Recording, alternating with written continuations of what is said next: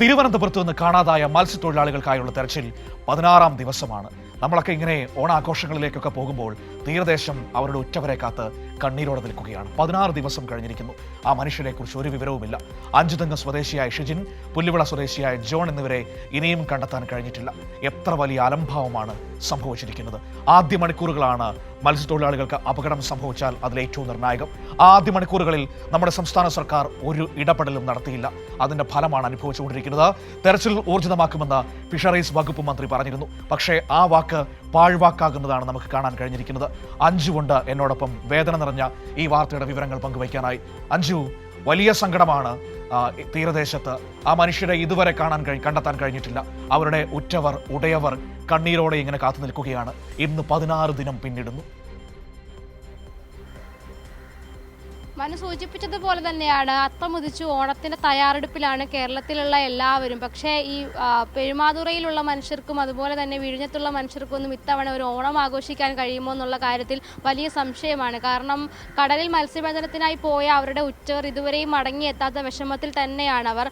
16 ദിവസമാണ് ഇന്ന് കഴിയുന്നത്. ഈ 16-ാമത്തെ ദിവസവും വലിയ രീതിയിൽ തിരച്ചിലൊക്കെ ആവശ്യപ്പെട്ട് കുടുംബം വലിയ രീതിയിൽ ആവശ്യങ്ങളുമായി എല്ലാ ഓഫീസുകളുടെ മുൻപിലും എത്തുന്നുണ്ട്. പക്ഷേ ഇപ്പോഴും തിരച്ചിൽ മന്ദഗതിയിലാണ് എന്നുള്ള കാര്യമാണ് നമ്മളെ ഏറ്റവും കൂടുതൽ വേദനിപ്പിക്കുന്ന ഒരു കാര്യമെന്ന് പറഞ്ഞത്. അതും ഈ വിഴിഞ്ഞത്തു നിന്ന് കാണാതായ ജോണിനായുള്ള തിരച്ചിലുമായി ബന്ധപ്പെട്ടാണ് ഏറ്റവും കൂടുതൽ അലംഭാവം ഇപ്പോഴും തുടരുന്നത്. ഈ കുടുംബം ആവശ്യപ്പെട്ട പ്രകാരം തമിഴ്നാട് തീരത്ത് ഒരു തെരച്ചിൽ നടത്തണമെന്ന് കുടുംബം ആദ്യം കളക്ടറോട് ആവശ്യപ്പെട്ടിരുന്നു. പിന്നീട് വീട്ടിൽ സന്ദർശനത്തിനായി എത്തിയ മന്ത്രിയോട് 11-ാം ദിവസം ആ വീട്ടിലെത്തിയ മന്ത്രിയോടും ഈ മക്കളും ഭാര്യയും അടക്കം ആ കാര്യം ആവശ്യപ്പെട്ടു. പക്ഷേ ആ കാര്യത്തിൽ ഇപ്പോഴും ഒരു അലംഭാവം ഉണ്ട്, അല്ലെങ്കിൽ ആ തിരച്ചിൽ കൃത്യമായി നടക്കുന്നില്ല എന്നാണ് കുടുംബത്തിന്റെ ആക്ഷേപം എന്ന് പറയുന്നത്. കുടുംബം പറയുന്നത് ഫിഷറീസ് വകുപ്പിൽ നിന്ന് തുടങ്ങുന്നു അല്ലെങ്കിൽ തുടങ്ങി എന്നൊക്കെയുള്ള മെസ്സേജുകളൊക്കെ ലഭിച്ചിരുന്നു. പക്ഷെ അതൊന്നും കൃത്യമായി കിട്ടുന്നില്ല. ഇപ്പോൾ അതിന്റെ അപ്ഡേറ്റുകളൊന്നും ആ കുട്ടികൾക്ക് കിട്ടുന്നില്ല. അതിൽ വലിയ വിഷമത്തിൽ തന്നെയാണ് ആ കുട്ടികൾ. കാരണം അവരുടെ അച്ഛനായുള്ള കാത്തിരിപ്പ് 16 ദിവസത്തിലേക്ക് എത്തുകയാണ്. ഇപ്പോഴും അവർക്ക് പ്രതീക്ഷയുണ്ട് അവർ അച്ഛൻ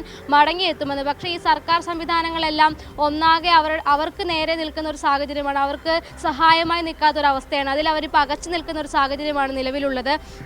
മറ്റൊരു കാര്യമെന്ന് പറഞ്ഞത് മുതലപ്പുഴയിലെ തിരച്ചിലാണ്. ഷിജിനായുള്ള തിരച്ചിൽ ഇപ്പോഴും പുരോഗമിക്കുന്നുണ്ട്. പക്ഷേ നേവിയുടെ നേതൃത്വത്തിലുള്ള സ്കൂബ ഡൈവേഴ്സ് ഒക്കെ മടങ്ങിപ്പോയി എന്നുള്ളൊരു കാര്യമാണ് നമുക്ക് മനസ്സിലാക്കാൻ കഴിഞ്ഞത്. കാരണം ഈ മുതലപ്പുഴയിലെ ടെട്രാപോഡുകൾക്കിടയിലും കല്ലുകൾക്കിടയിലുമായിരുന്നു പ്രത്യേകമായി അവർ മുങ്ങി പരിശോധന നടത്തിയിരുന്നത്. പക്ഷേ എന്നിട്ടും ഷിജിനെ കണ്ടെത്താൻ കഴിഞ്ഞിട്ടില്ല എന്നുള്ളൊരു കാര്യമുണ്ട്. അതുകൊണ്ട് തന്നെ ഇവർ മടങ്ങിപ്പോയി എന്നാണ് നമ്മൾ മനസ്സിലാക്കുന്നത്. എങ്കിലും ഉറ്റവർക്ക് വേണ്ടിയിട്ടുള്ള തിരച്ചിലാണ് മത്സ്യത്തൊഴിലാളികൾ. ഈ മത്സ്യബന്ധനത്തിനുള്ള വിലക്കൊക്കെ മാറിയത് കൊണ്ട് മത്സ്യത്തൊഴിലാളികളും സ്വന്തം നിലയ്ക്കാണ് മുതലപ്പുഴയിലും വിഴിഞ്ഞത്തും തിരച്ചിൽ നടത്തുന്നത്. ഇപ്പോഴും മത്സ്യത്തൊഴിലാളികൾ തിരച്ചിൽ നടത്തുന്നുണ്ട്. കാരണം അവർക്ക് മാത്രമേ ആ വിഷമം മനസ്സിലാവുകയുള്ളൂ. ഉറ്റവർ നഷ്ടപ്പെട്ട വിഷമം അവർക്ക് മാത്രമാണ് മനസ്സിലാവുന്നത്. അതുകൊണ്ടാണ് അവർ സ്വന്തം നിലയ്ക്ക് ഇപ്പോഴും മുതലപ്പുഴയിൽ തിരച്ചിൽ നടത്തിക്കൊണ്ടിരിക്കുന്നത്. 16 ദിവസമാണ് ഇരുവരെയും കാണാതായിട്ട് 16 ദിവസമാകുന്നു. ഇപ്പോഴും തിരച്ചിൽ മന്ദഗതിയിലാണ് എന്നുള്ള കാര്യം വലിയ വേദനാജനകമാണ്. മനു സൂചിപ്പിച്ചതുപോലെ ആദ്യ മണിക്കൂറുകൾ നിർണായകമായ മണിക്കൂറുകളാണ്. ആ ക്രൂഷ്യൽ ടൈമിൽ കൃത്യമായി തന്നെ തിരച്ചിൽ നടത്തിയിരുന്നെങ്കിൽ ഒരു പക്ഷേ ഇത്രയും ദിവസം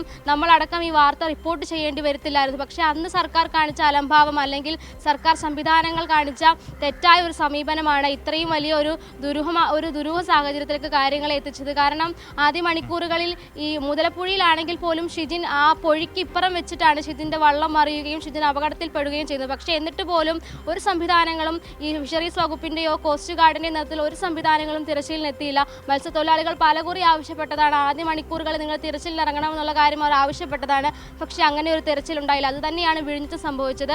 ജോണിന്റെ വള്ളത്തിൽ പോയി അപകടത്തിൽപ്പെട്ട് തിരിച്ചു വന്ന കുറച്ച് മത്സ്യത്തൊഴിലാളികൾ ഉണ്ടായിരുന്നു. അവർ കൃത്യമായി വന്ന് ഈ ഫിഷറീസ് വകുപ്പിൽ പറയുന്നുണ്ട് എവിടെയാണ് അപകടം നടന്നത്, എത്ര നോട്ടിക്കൽ മൈൽ അകലെയാണ് അപകടം നടന്നത്, അവിടെ ഒന്ന് തിരച്ചിൽ നടത്തണമെന്നുള്ള കാര്യം അവരും അറിയിച്ചതാണ്. പക്ഷേ ആ സമയത്ത് ഫിഷറീസ് വകുപ്പ് ഈ കാര്യങ്ങളൊന്നും കൃത്യമായി കേൾക്കുകയോ അല്ലെങ്കിൽ മത്സ്യത്തൊഴിലാളികളുടെ ആവശ്യപ്രകാരം ഒരു തിരച്ചിൽ നടത്തുവാനോ ഒന്നും തയ്യാറായില്ല. കാരണം ആ സമയത്തൊന്നും ഈ വകുപ്പ് ഏകോപിപ്പിക്കാനായിട്ടുള്ള ഒരു വകുപ്പ് മന്ത്രിയോ അല്ലെങ്കിൽ കാര്യങ്ങൾ എങ്ങനെ പോകുന്നു, ഉദ്യോഗസ്ഥ തലത്തിൽ എങ്ങനെ പ്രവർത്തനങ്ങൾ നടക്കുന്നു, അങ്ങനെയുള്ള കാര്യങ്ങളൊന്നും ഏകോപിപ്പിക്കാനോ അല്ലെങ്കിൽ അതിലേക്ക് ഒരു തീരുമാനം എടുക്കാനോ നടപടി എടുക്കാനോ ഒന്നും തലപ്പത്ത് ആളുണ്ടായിരുന്നില്ല. മന്ത്രി എവിടെ എന്നുള്ള ഒരു ചോദ്യം ഉയർന്ന സമയത്താണ് 11 ദിവസത്തിന് ശേഷം മന്ത്രി ആ വീടുകളിലേക്ക് എത്തുകയും ഇനി തിരച്ചിൽ ഏകോപിപ്പിക്കുമെന്നുള്ള കാര്യം പറഞ്ഞു. 11 ദിവസത്തിന് ശേഷമാണ് മന്ത്രി വാക്കു പറയുന്നത് നമ്മൾ ഓർക്കണം. അതിനുശേഷം മന്ത്രിയുടെ ഒരു വാക്കു പ്രകാരം ആദ്യത്തെ ഒരു 1-2 ദിവസം അങ്ങനെ ഒരു തിരച്ചിൽ നടന്നുവെങ്കിലും പിന്നീട് തിരച്ചിൽ അതേപോലെ പോലെ പഴയ അവസ്ഥയിലേക്ക് എത്തുന്ന ഒരു സാഹചര്യമാണ്. എന്തായാലും ഇരു കുടുംബങ്ങൾക്കും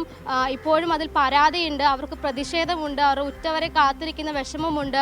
ആ ഒരു തെരച്ചിൽ കുറച്ചുകൂടി ഏകോപിപ്പിച്ചിരുന്നെങ്കിൽ അല്ലെങ്കിൽ ഊർജിതമാക്കിയിരുന്നെങ്കിൽ ഈ ഗതി അവർക്ക് വരില്ല എന്നുള്ളൊരു കാര്യമാണ് ഇരു കുടുംബങ്ങളും വ്യക്തമാക്കുന്നത്. മനു, ശരി, വലിയ സങ്കടമാണ് അഞ്ജു, വലിയ സങ്കടം തന്നെയാണ്. കാരണം ആ മനുഷ്യരുടെ വേദന നമുക്ക് എങ്ങനെ പറഞ്ഞറിയിക്കുമെന്ന് അറിയില്ല. തീരദേശത്ത് നിന്ന് മാധ്യമങ്ങളൊക്കെ മടങ്ങിക്കഴിഞ്ഞിരിക്കുന്നു. അവരെ സംബന്ധിച്ച് മറ്റു വാർത്തകളിലേക്ക് അവരെല്ലാവരും കയറിപ്പോയിരിക്കുന്നു. ആ മനുഷ്യർ ഇപ്പോഴും തീരദേശത്ത് കാത്തു നിൽക്കുന്നുണ്ട്. ഉറ്റവർ എന്തെങ്കിലും മടങ്ങി വരുമോ അല്ലെങ്കിൽ അവരുടെ ഓർമ്മയ്ക്കായി എന്തെങ്കിലും തിരികെ കിട്ടുമോ എന്ന ഒരു കാത്തിരിപ്പാണ് അവരെ സംബന്ധിച്ചുള്ളത്.